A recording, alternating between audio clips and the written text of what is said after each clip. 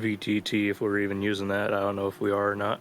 So we'll be using it. We'll be using Foundry for just a little bit in order to go through some things and to show you some things, and then afterwards we will basically not be using it. I might request something, but it's very unlikely. Namely, this session will be 99% story, if not 100% story, where you don't really have any interactivity in it. I hope I do you justice, and I hope that I can earn your trust with this. This is the only time where I will be doing it as your character and controlling them with how they're doing things and stuff like that. After this session ends, we're going to be talking to each other about how it went, the direction that it's going into, and as well as anything that needs to be rewritten, reworded, because I was just off the mark with your character. Right. And I do understand. Mm-hmm. I left that sort of open-ended for you. Yeah. Unfortunately, like I said in the DMs, is that you have a lighter young character story at the beginning because you're an orphan. Yeah. But the meat of your duet campaign comes in during teenage as well as young adult life when you're inside of the Lunar of the Ordained Academy and the Inquisitorial branch. Right. Now, what I'm going to try to be doing... let me back up. In addition to why it's a little bit of shorter time now, where I'm kind of dead-ending it at your young adult life, is because the 31st is my moving day, so I'll be moving throughout that entire week. And so we won't be meeting each other again until the 14th, which is the following 2 weeks. So I just kind of want to keep things light at this beginning and kind of more of a set piece rather than full hard gameplay. Right, just get back after a month and it's like, all right, we did so many things. I remember half of it. Yep, exactly. Sessions will be recorded, of course, but they will be posted once your backstory has been concluded for the duet side of things at this beginning stage. Meaning, once we, as a group, arrive in Batavia, all these episodes prior of Session 0A through Session 0G are finished. Okay. So you made it into the game here. Could you open up screen share again? Give me 1 second. Yeah, no problem. We'll be going over how to configure Dice So Nice. That way we can help set up your dice that are so nice. I might have done that. Okay. We'll have to see in a second. Let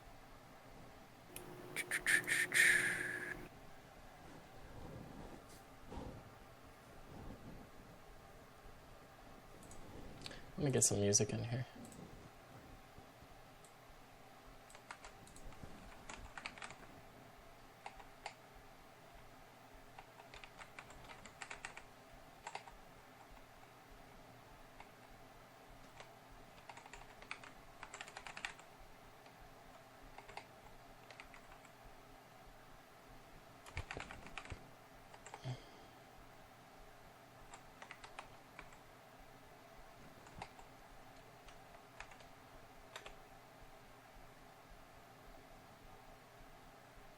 What do you mean the application did not respond? See what I mean? This YouTube bot sucks. Yeah, all the ones I knew of are just gone now.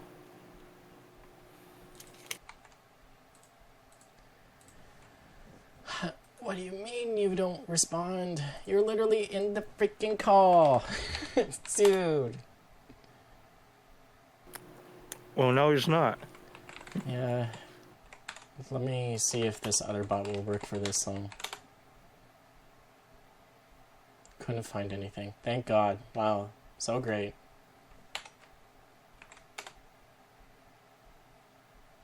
Oh, listen is back. Thank God. Alright. Mark meets Karen? What? What? What is this? What do you mean? I literally copied and pasted it into Chrome, and it brought up not this. Brought up the song I Choose. What is this?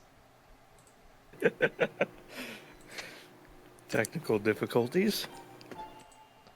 Okay, but it's the right song. I don't know. Anyways, let's hop to your stream.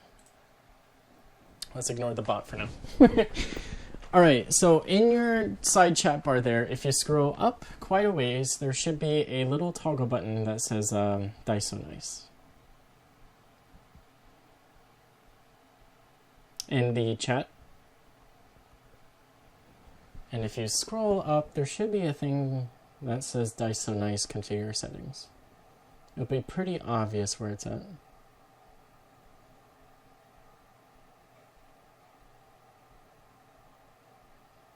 Oh, this sucks. Nope. Oh, there it is. Okay. Oh, you already do have them all modified. Yep. I like that emerald color. It's very beautiful. Thank you, thank you. Do a test roll. Any special effects? Just on a crit, I think, but that's from a different thing. Go to special effects. Let's see what you got. It's at the top middle. Oh, I didn't even see this. So this will allow you to add particle effects as well as sounds to things. For example, I set it up. Let me go ahead and grab a screenshot for you.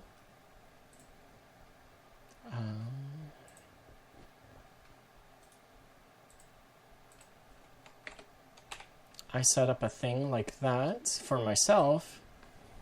That way, whenever it's a 20 or a 1, it kind of catches my attention with not only a sound, but a unique particle effect that happens.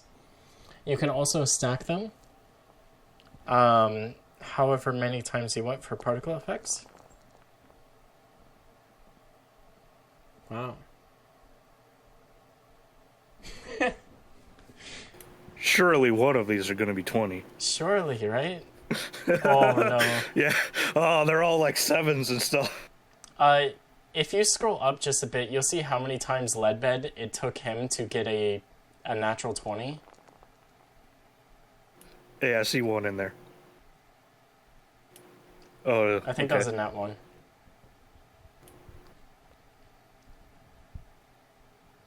Oh my god, guys. Wow, you guys' luck sucks. You know, it's a 1 in 20 chance, not a 1 in 80. I'm glad I didn't go for a crit Fisher fighter. Surely, yeah, right? I think that's 20 on my thing. What does the 1 look like then? I think it looks like a 1. Yeah, see? There's a 1 here. Oh, I see. Okay. So I guess go back to Dice So Nice. Why didn't it apply?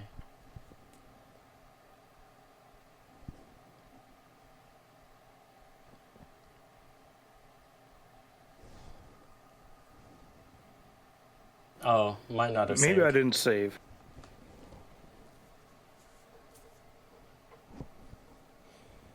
And keep in mind, also, whenever you roll, it shows up on other people's screens as well. So they'll be able to see your dice that are so nice and their special effect.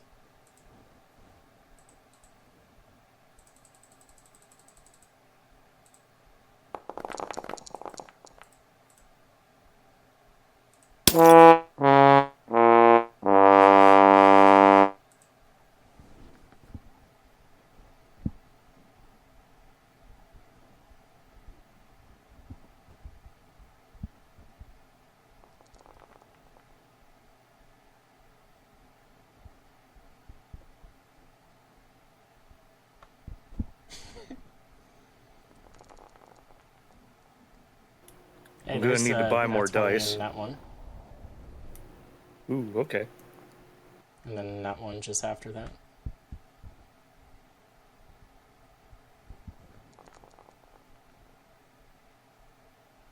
That was a really good roll. I'm seeing like nothing but 7s. Yeah, it was. If only I had Sorcerer's Burst on for that or something. Yeah.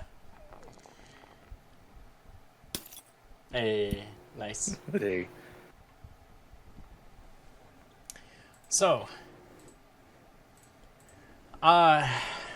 we're going to go into... You're way more familiar with Foundry than the other people. So this will kind of just be a little fresher, I guess? Let me go ahead and bring you to the map. Okay. So go ahead and click and drag your token around. There's a little module setting. Oh, sorry, I have combat enabled. And combat. So, yeah. Oh. So when you pick it up, you have a grid. Right now you're in exploration mode, so there's really no limit for you. But it makes a cute little sound as you walk across.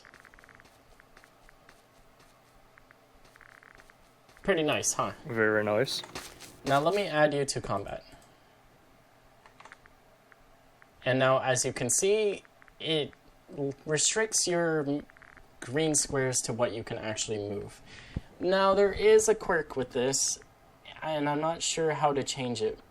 Where it says current walk, I don't know how to enable it so you fly instead. Like, there's coding that I can do, but it's for everybody and not just for you, and that's not something that I can have.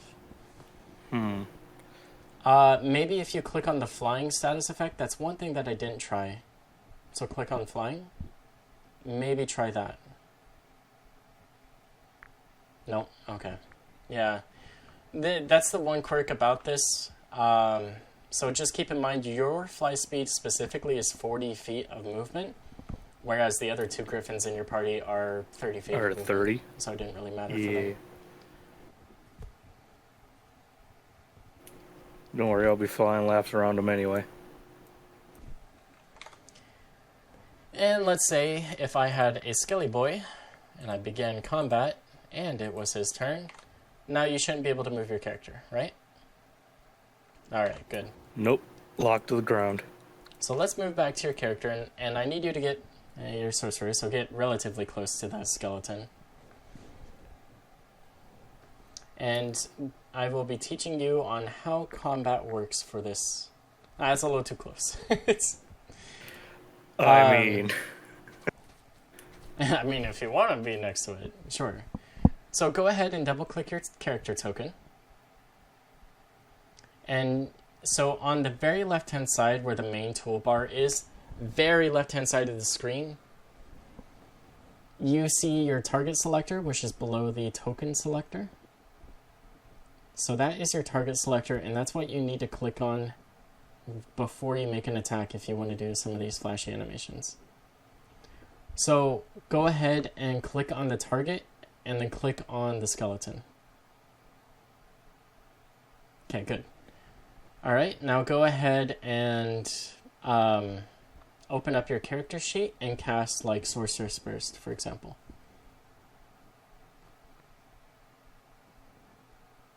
And then attack, and then an animation will play.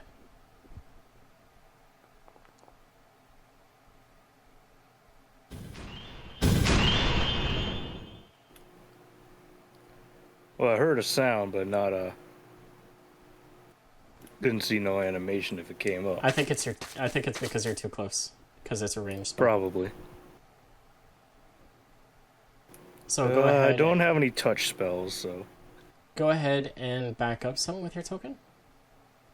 You'll need to switch your selection. Right now you're on target selecting. And you switch back you're to, right. Yeah. So just back up like 20 feet or something.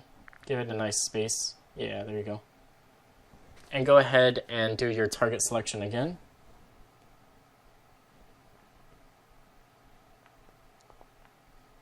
Oh. Oh, man. It used to play an animation. What the fuck? Alright, let me try. Oh. I wonder if it doesn't work with macros. So go ahead and open up your character sheet. And then go to your spells. And kind of slide the Or that works too. Go ahead.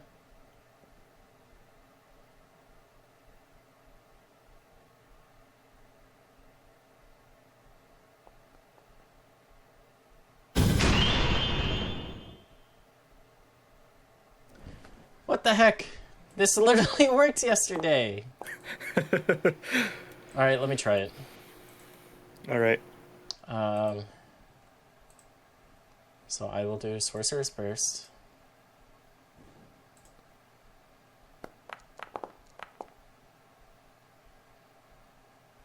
Normal.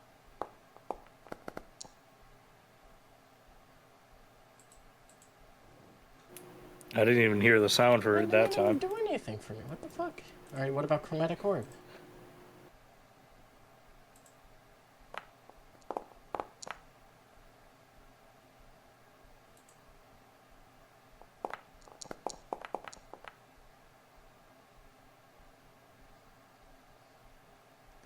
What the heck? Oh, there we go. There's Chromatic Orb. Hey, there it is. Yeah. I don't know why it's so finicky.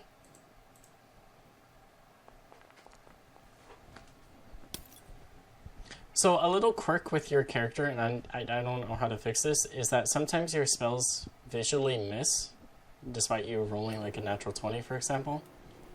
Yeah, I noticed that when I was playing around yesterday. Yeah, so this is all visual, just, something nice, not something that's factual, I guess.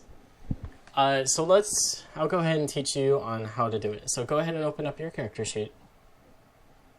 Now go and right-click the Sorcerer's Burst or Chromatic Orb, either or, and edit. Now there's a biohazard symbol at the top. It'll say AA, and that's Automated Automations. Now there are over 500 animations that have been added for basically every single thing. If a global match is found, that is because somewhere within the name of the spell or item matches with the item name of the animation. For example, Sorcerer's Burst matches with the animation Sorcerer's Burst. You can preview it at the top left. It says preview with a little video. Yeah. Okay, that's your custom item. So when you click customize item, it goes to a default thing, which is a club weapon type. Anyways, when the global automatic recognition menu recognizes something, it'll go ahead and pull that name from it. So somewhere within the name of the item, it says Sorcerer's Burst, it'll apply the Sorcerer's Burst animation. However, let's say you had Luna's Wrath, right? It wouldn't know that it's actually a Sorcerer's Burst. Instead, it would just do nothing because it doesn't match a name. This is where the customized item comes into play, where you would actually make your own animation with it. You can do quite a lot with this system. I would definitely recommend playing around with it. Like I said, there's over 500 animations. There's sigils, magic circles of any type, there's hexagons, there's spells, everything that you could think of, as well as many different types of animations, sounds, and macros that you can add to it.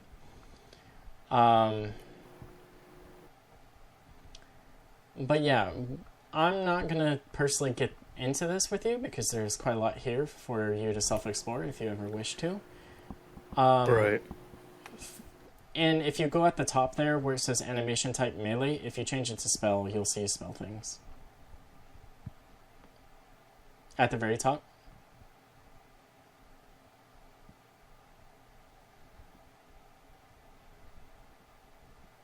I don't see your drop-down menus, but do you see spell? No, it just says melee range, on token, templates, or in preset. It did allow me to use a spell for primary animation type, though. Cool. So it's animation type, range, and then you can change the primary or secondary or target animation of spell. So, for example,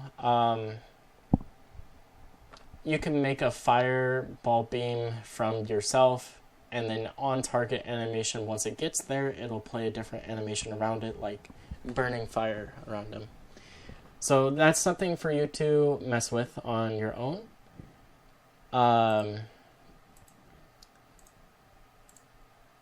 Do you already know how to add things like features or items to your character sheet? Yeah, I think I just go through the import here. Let's say it's a custom item. Do you know how? Let's say I gave you Luna's ice mall. How do you add it? Let's take a look. If you're not Probably sure, feel inventory. free to just ask. Yep. Yeah. Yep, exactly so. So that's the way of how to add any type of item or feature that you want. And this will kind of be your best friend, but it'll be for when you receive these unique type effects or items. For now, the majority of things will be through our plutonium imports feature, where you can just import regular type items like daggers or malls. 2,000 pounds. Oof, that's a one hefty boy. Yeah. I'm gonna have to keep that in a bag of holding and then just drop it on people. Yeah. Alright. It's weird that it's shaped like an anvil. Yeah, it's so weird. Is there anything that you would like personal help with for your character? Like, I think in terms of doing or adding stuff? I think I've added all the proficiencies and abilities I should have. Yeah, and I'm sure you have. You're definitely the most advanced player for this by far compared to the other two. Now, I will show you one more thing, which is how to configure your token. So at the top right of the thing, left to the X is the little token profile picture icon.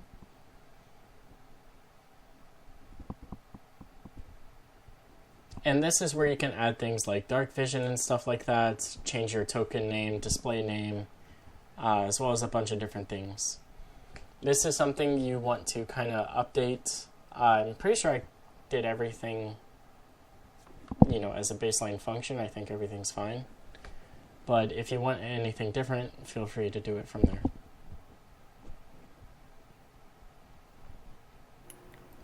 Oh boy, I got a lot of options here. Yeah. Yeah.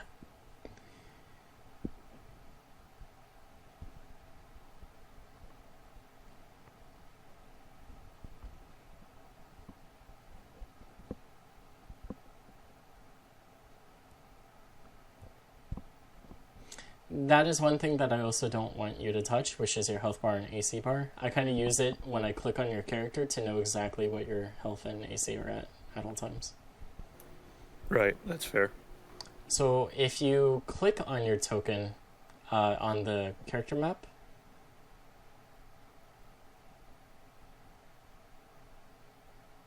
with the selector, right click. Okay, never mind. You just don't have the option wheel like I do. For me, I see your exact health with your AC. For you, you have to kind of go into it. Oh, no, there it is. Oh, there we go. So the top, which is your AC, is 13. So that's a quick reference field. And your bottom is your HP. Now, damage is something that you can add and subtract on your right from chat when you receive or get healed from. Otherwise, you can manually track it pretty quick through that bottom HP bar right there. In terms of temporary health, that is something that has to be added, from the main character sheet. Right. Okay, so let me drop you out of combat.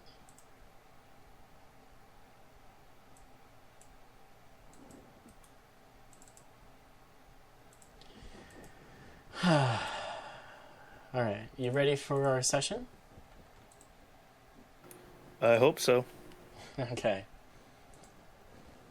So, yet again, we're not going to be using your foundry very much, so if you just want to sit back and relax, feel free to do so. Let us begin.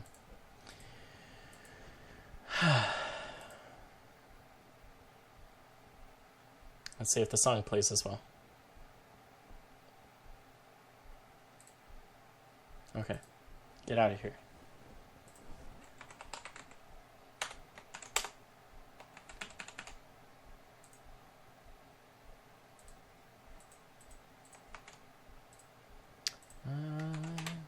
Play.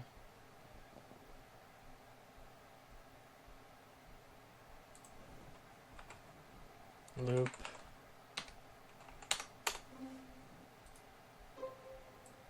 I hope you remember this song. Oh, yeah.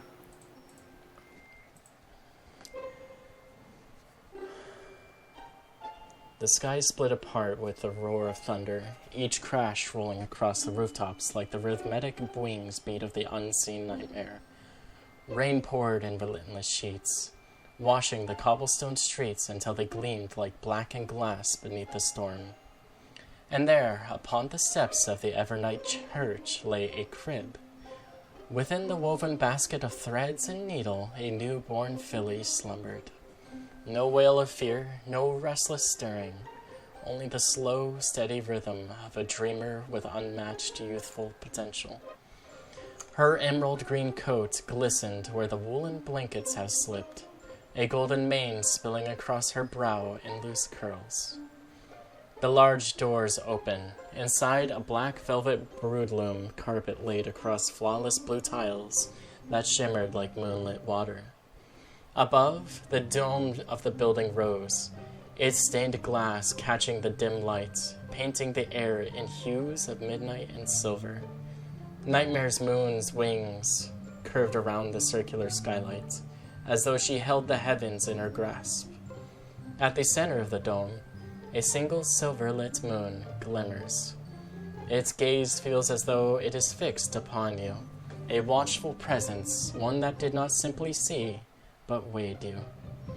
And its light you felt both exposed and exalted, as if it was silently urging you to rise higher, and to be worthy of its eternal vigilance. Royal blue hooves gently reached down through the curtain of rain. The church had taken in many strays before, but this one would not be forgotten. Forever a child of the night, in the garden of her shadows. As a young foal of the Evernight Church, your life was good. In the home of the church, you learned on how the world came to be. They whisper that the world was not born in light, but in shadow. 3 breaths drawn in the dark. Soul, body, and mind. Soul lit the first star, not to guide, but to watch. Body shaped the land, but not to cradle it. Mind gave the world thought, not for peace, but for dreams, ambition. From ambition came greed, and from these pillars the world stood. And from these same pillars it will one day fall. In the Evernight Church, beneath the eternal gaze of the star, I first heard the name of the one who would shape my fate, Nightmare Moon. They said her wings wrapped the night sky, her shadow cooled the world, and her voice gave the ponies the ability to speak. But in stillness of space, I learned something greater. She does not simply watch, no, she chooses. Her gaze is the horizon, endless and untamed, beckoning those who dare to chase it. And in that moment, I knew she waits not for the world to bow to her, but for me to rise and claim the place she had kept for me in the tapestry of the night. You get jabbed right in the gut, playfully. I never realized you were already on track to becoming Archmage of Moonveil and of Magic and Mysticism. Oh, great mage, I say you're already halfway there. He jabs your gut again, wailing in laughter. A tad embarrassed, you look over to your cult friend, Sirius Breeze. A young Pegasus that also is an orphan, but did not belong to the church directly. He, a close friend that has been by your side ever since he came to meet you during the Agape Feast, a time where Selunians would get together to express fellowship, love, and unity. You smile at him, as you and him sit atop the church's dome, as the warm sun crests beneath the frostbite ridge mountains. Not yet. One day I'll be in Moonvale, you say, tisking him. I'll be getting a job as a cleric to raise money. The Evernight Church has some scholarship opportunities, after all. You chew on the lunch you brought up there with him, a ham and cheese sandwich, thinking on what life ahead will be like, or if one day you'll meet the gods, solar eclipse, nightmare moon, and daybreaker. So, you swallow your last bite. Maybe you'll be a good rogue, Sirius. He flicks a crumb at you. Please, I'm legendary. I'm just letting the world enjoy its peace before I unleash my brilliance. You smirk. Legendary, huh? More like locally infamous for stealing extra bread rolls at the agape feast, you jest, jabbing him in the back. That's called redistribution of resources, he retorts, mocking being offended. Besides, you'd make a terrible rogue. You'd give everything back with a thank you note attached. You roll your eyes and nudge him with your hoof. Fine, you win. But when the gods finally meet you, Sirius, I'm telling them you started as a petty bread thief. He begins to retort, but is just stopped by an evangelical priest who yells from below. Come, every pony! Time for congregation! Well, my time to leave, you say, rising up and flying below. It was good seeing you again, Sirius. Same time tomorrow? Yeah, same time tomorrow, do, as always. He sighs as he gets up, hesitating alone for a moment as you fly down. He watches you glide down towards the church, the fading gold of the sun painting your wings in gorgeous golden fire. Alone for a moment on top of the dome, he lets his gaze drift to the first star glimmering in the indigo sky. A small smile plays at his lips as he whispers into the cooling air. May Nightmare Moon keep your eyes upon you until the day you walk in her halls of Moonvale.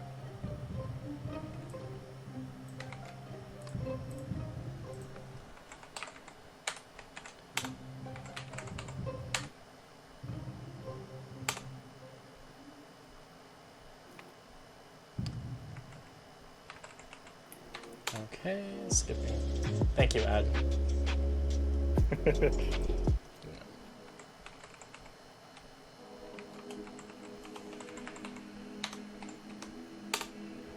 Okay. You start towards the congregation. Many new ponies around today, you wonder in thought. You see ponies talking to each other idly as the priest gets ready. One of the sisters pulls you to the side. Do, I need you to get ready for choir. Today we have a lot of visitors from her faith. Let's put on a good show for them today, shall we?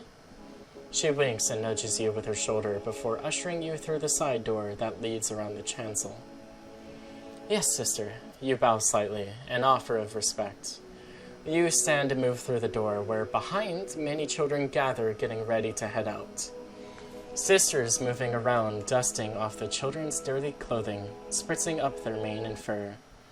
Let's get in line! We're about to begin! Remember, we will be singing The Nightmare of Dreams. This is one you know well, a story telling of Nightmare Moon's journey. One sister comes forth, singing right in front of the crowd of choir of these fillies and colts. In the silence before the stars were named, when the world was still and unclaimed, she rose on wings of midnight flame and whispered, "Dare and be unafraid." She set her eyes where the brave hearts sail, beyond the bounds of the mortal veil, and lit the dark with a silver trail, a path for those who will not fail. The children in unison start singing. Oh, nightmare of dreams, keeper of the unspoken schemes, your shadow is the silver seam that stitches night to dawn's first gleam. Call us higher, call us far, past the brown trees, past the star. We are the storm, we are the stream, led by the nightmare of dreams. Her voice was wind on the mountain's spine. Her vow was carved in the roots of time. All who climb shall bear my sign and forge their fate as I forged mine. Through frost and through fire, through endless skies, where the faint of heart see only lies, the daring soul shall learn to rise and see the world with moonlit eyes. O nightmare of dreams, keeper of the unspoken schemes, your shadow is the silver seam that stitches night to dawn's first gleam. Call us higher, call us far, past the boundaries, past the star. We are the storm, we are the stream, led by the nightmare of dreams. She fixed her gaze where the fearless climb, beyond the reach of the hands of time, and carved in night a silver line, the road where dream and fate align. Your heart ignites, each beat a drum of destiny. Her gift of voice floods through you, a unyielding divinity until every word becomes a spell. You sing with unshackled fervor, lost in the boundless lake of silver light. Your wings tremble with the pull of the heavens, and your heart blazes like a newborn star, casting your song into eternity. With a thunderous blast, crystallized ice erupts from you, a blinding flash followed by glass-shattering crack that freezes the world in silence. The stained glass dome bursts apart in a rain of jagged color, each shard tumbling like frozen meteors toward the crowd below. Your spear of ice surges forward, punching clean through the wall with astounding force. Screams rip from the masses as paintings tear from the wall, smashing to dust alongside vases that burst into glittering fragments. Votive candles topple, their molten wax spilling over flawless blues tiles of the church, tiles that splinter and crack beneath the rain of shattered glass.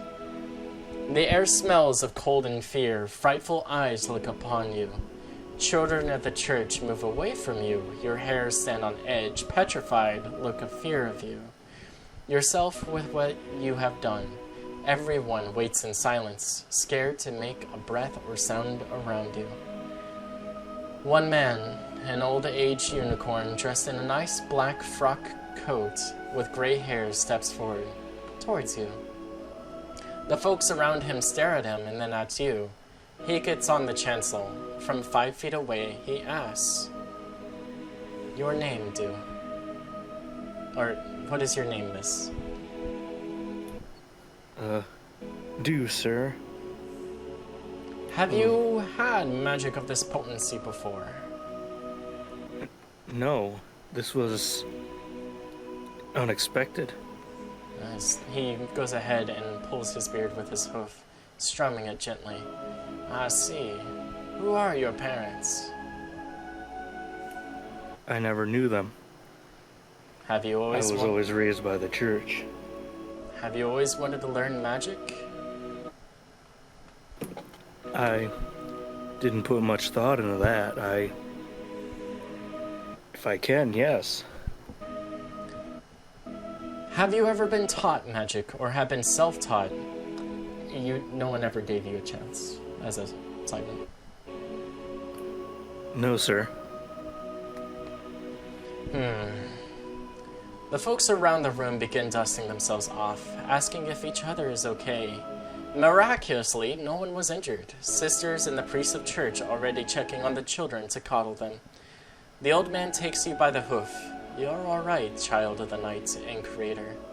Tell me, if you were to practice magic, what would you do it for? I would do it in the name of our saviors. Eclipse, Nightmare Moon, and Daybreaker. The old man takes your hoof, leading you to the front stage in front of everyone. He raises your and his hoof to the open sky, where the glass stain is no more, and the moon hangs just overhead, casting its glow into the room.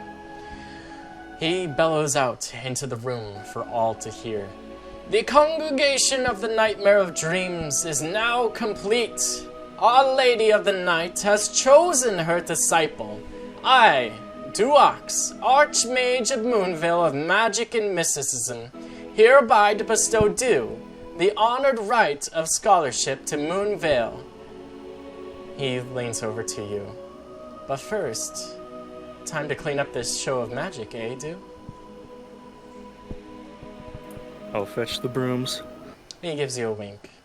A warm acceptance letter inviting you to not feel bad about this happening. You wonder if this ceremony of nightmare of dreams is true. You have never heard of such a thing before, nor have, during your few years of being here, have ever seen such a thing either. The folks around you congratulate you.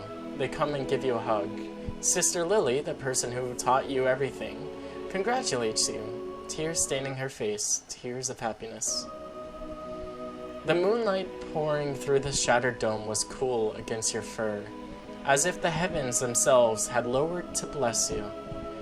You stood in the center of the chancel, surrounded by warm embraces and murmured blessings, yet your mind was elsewhere, adrift in the silver tide you could not quite name. Somewhere beyond the jubilant crowd, you caught a familiar figure slipping through the doorway. Cirrus. He stood just outside the threshold, half in shadow, half in moonlight, eyes fixed on you. He didn't cheer, didn't even call out. He just gave the smallest, proudest nod you had ever seen from him before disappearing into the night. The rest of congregation swelled into hymns, but your ears still rang with the echo of his unspoken words.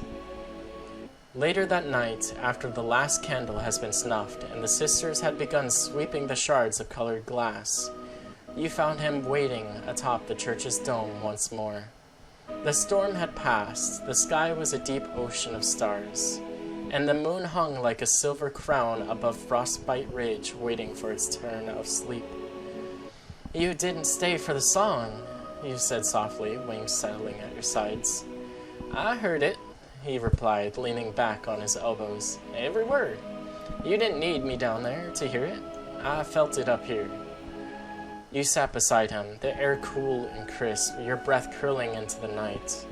"It wasn't supposed to happen like that. The magic, it just..." He turned, meeting your gaze with a seriousness that stilled you. "Don't apologize for a gift that gods had clearly noticed. Tonight wasn't an accident. It was a beginning." For a long moment, the two of you simply stared at the moon in silence. Then he smirked faintly, breaking the spell. "So, when you get to Moonvale and you're some famous mage with a long title, you'd better remember to come back here and sing with me again." You gave a quiet laugh. "You? Sing? You just try to outshine me." "No, of course," he said, grinning. Throwing his hooves up in jest, he pleaded, "But that's what makes a duet worth hearing." And somewhere in the back of your mind, you knew it was a promise neither of you would ever forget.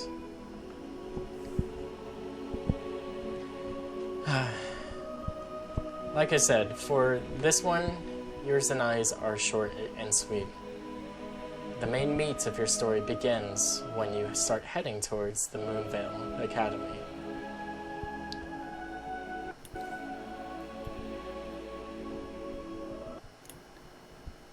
So, Yeah, that was something. What did you think of I it? liked it. Yeah, it was a lot of... It was really cinematic. Mm-hmm. And, like...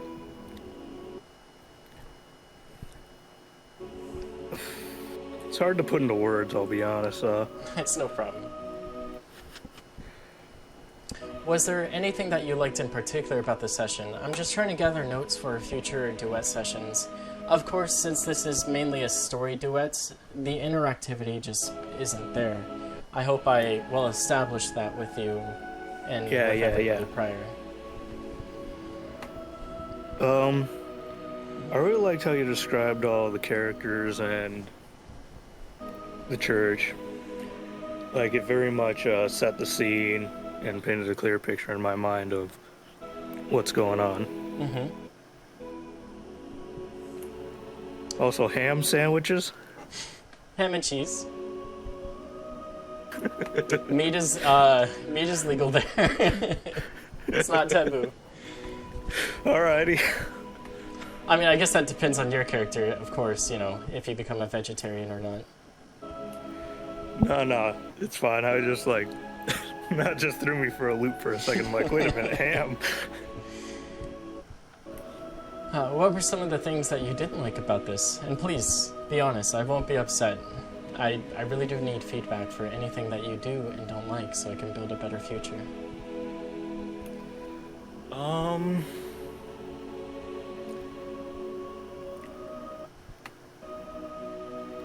Yeah, the taking control of the character thing, I'm still iffy about. But, like, I can understand that, especially if it's only going to be for, like, the scriptures of the past and to, like, set the scene. Because, like, I very much left that open for you to expound upon. Yep, and for this session only is the only time where I will be taking control of your character. There may be times when I do reactionary pieces, like you stumbling across a corpse and reacting to it, but I would never control it beyond that. Dead body. Yeah. Corpse is still warm. There's a killer about. I'm just gonna steal all the Skyrim quotes. So yeah, this is the only time where I will ever be controlling your character like this. From the next session onwards, you will be having complete control, where it will be back to a regular type D&D duet type of session, where you will have full control of your character. I just wanted to do this, namely because to set the set piece, to get a direction going, to establish the characters around it, as well as a little bit of the feeling of what's happening around you. And as well, since we're missing our next game on the 31st, it'll be a long while until the 14th where we actually play. So I didn't want you to get, like, fully into playing, because we're going to be taking essentially a month break. Right. And I could understand that, you know. You get into a whole bunch of backstory and stuff, and the videos won't be up until, like, another 2 months. Yeah. And then we have a month off. Yep, exactly. And as for the videos of how that schedule is fitting in right now, is that I plan on going through our entire backstory together, and then once we arrive to Batavia where we're all as a group, that's when the sessions will start being posted, including these backstory duet sessions, which we'll start uploading first. Our next session will be going over your teen life, getting to the Moonville of Magic and Mysticism. The poem is very important. I will give you a hint on that. That is part of your test to enter Moonville Academy. I will be sending you the poem here shortly, but make sure you study and think about it a little esoterically. Just when you come up with a, like, oh, it could be meaning this, write that down, but also create some other ideas of what else it could mean. There will be context clues that will happen inside in session that you can pull references to fit some of these puzzles. And then finally, go ahead. Oh, I was just gonna say I'm kind of glad you're sending me notes on that, because I hope you remembered everything. Good luck. Oh no, the quiz. Yeah. It has something to do with the mind, the soul, and the body.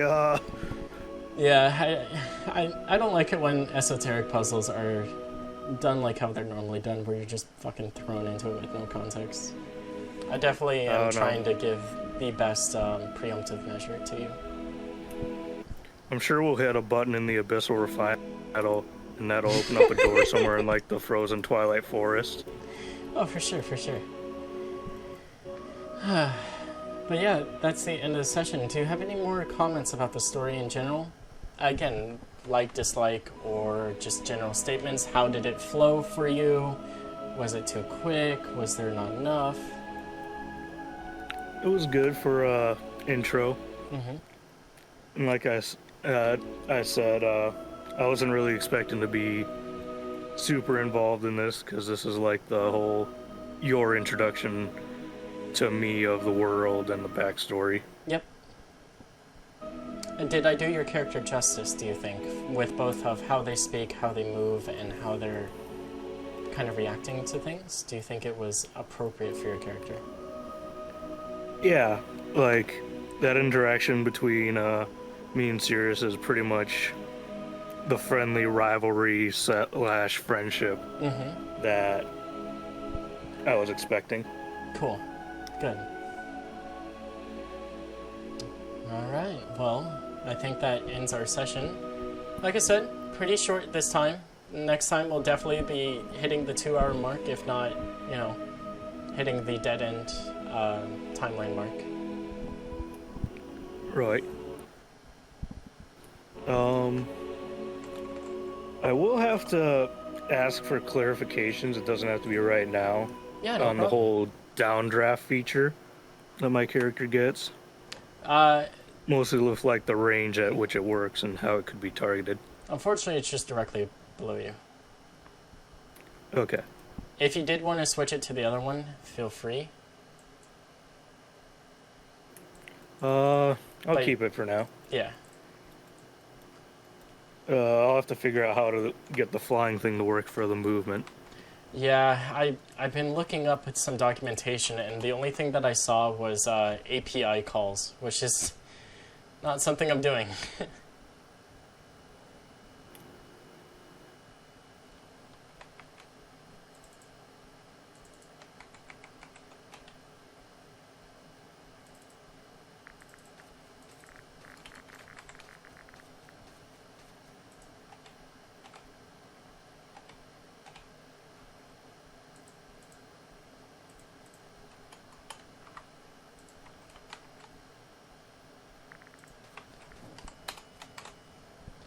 Alright, ending the recording also.